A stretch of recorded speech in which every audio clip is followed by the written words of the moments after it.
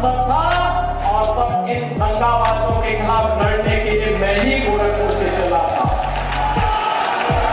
CM Yogi Adityanath Ghosi के उपचुनाव में मऊ दंगों को की है बात। सीएम योगी आदित्यनाथ ने क्यों नहीं किया रोजगार की बात? सीएम योगी आदित्यनाथ ने क्यों नहीं किया युवाओं के रोजगार की बात? सीएम योगी आदित्यनाथ ने क्यों नहीं किया हाथरस बेटी की बात? सीएम योगी आदित्यनाथ ने क्यों नहीं किया उन्नाव बेटी की बात थी? यानी अपनी सरकार में क्या हुआ इस पर कोई भी सरकार बोलने से कतराती है, वही काम घोसी में सीएम योगी आदित्यनाथ जी कर रहे हैं। उनकी आपको दूसरी बात यह बताना चाहूंगा, जिस प्रकार से घोसी चुनाव को लेकर के सीएम योगी आदित्यनाथ ने 2005 में हुए मऊ दंगों की बात का जिक्र किया चुनाव में, और वहीं जहां एक रोजगार के लिए एक युवा भटक रहा है इसमें प्रदेश में। अगर नौकरी की बात कर रहे हैं तो हमारी जवानी बर्बाद हो गई, केवल जवानी बर्बाद हो गई केवल ये ढूंढने में कब आएगी नौकरी कब आएगी। यहाँ बाप की कमाई पे उड़ना है और क्या करना है। उसके बाद बाप यहाँ तक ताना देते हैं कि मैंने बहुत कुछ किया, तुम क्या कर रहे हो। तब मैं क्या बताऊं कि सरकारें निकम्मी है। इस युवा ने जो कहा है क्या लगता है, क्या इसने बनाकर वीडियो डाली है? क्या इसके दिल की पीड़ा नहीं है? क्या युवा बेरोजगार नहीं है? क्या युवाओं के लिए रोजगार का सृजन योगी सरकार में नहीं किया जा रहा है? क्या ये युवा अपनी बदहाली को क्यों गा रहा है योगी यानी घोसी के चुनाव में? तमाम इन मुद्दों से हट करके सरकार आपका ध्यान भटकाना चाहती है 2005 के दंगों में। अगर योगी सरकार को 5 साल मिला था दंगा खत्म करने के लिए, गुंडा माफिया खत्म करने के लिए, तो जो 5 साल बचा है विकास के लिए, इसमें दंगे की बात कहां से आ जाती है? यानी युवाओं को रोजगार की बात करनी चाहिए थी, युवाओं के सृजन के लिए रोजगार की बात करनी चाहिए थी।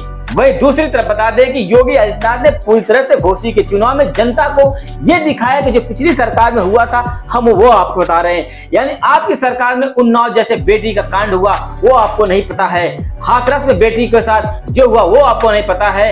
अभी चलती हुई ट्रेन में अयोध्या में जिस पुलिस बेटी का रेप हुआ उसके बदन तक नोच डाले, ऐसे कांड को नहीं बताया जा रहा है।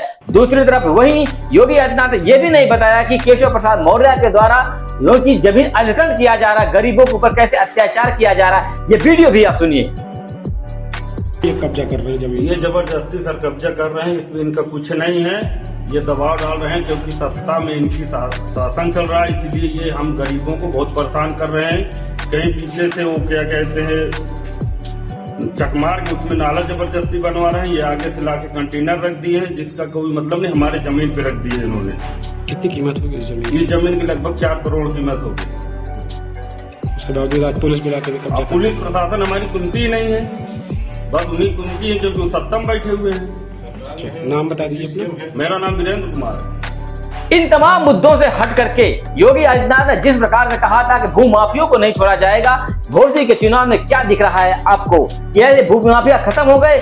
जिसकी सत्ता होती है उसकी लाठी होती है, कहा जाता है जिसकी लाठी उसकी भैंस। हम 200 रुपया सिलेंडर कम कर दिए हैं, इस मुद्दे पे क्यों नहीं बात की गई? क्योंकि जिस सिलेंडर का दाम 300 रुपया करके 1100 रुपया हुआ था, अपने ही बढ़ाए हुए पैसे में 200 रुपया कम कर दिया। ये बात योगी आदित्यनाथ ने घोसी के चुनाव में क्यों नहीं की? और दूसरी बात आपको हम ले चलते हैं योगी आदित्यनाथ का, जो घोसी को जनता को लुभाना था वो लुभा चुके हैं, जो करना था वो अब कर चुके हैं। और दूसरी तरफ आपको बता दें ओम प्रकाश राजभर दल बदल के कारण जिस प्रकार से एक पार्टी से दूसरी पार्टी में जाने का इनका रवैया है वो दारा सिंह चौहान के साथी ही है, दोनों लोगों का बना रहता है। ओम प्रकाश राजभर ने यह कहा कि यादवों की बुद्धि 12 बजे खुलती है।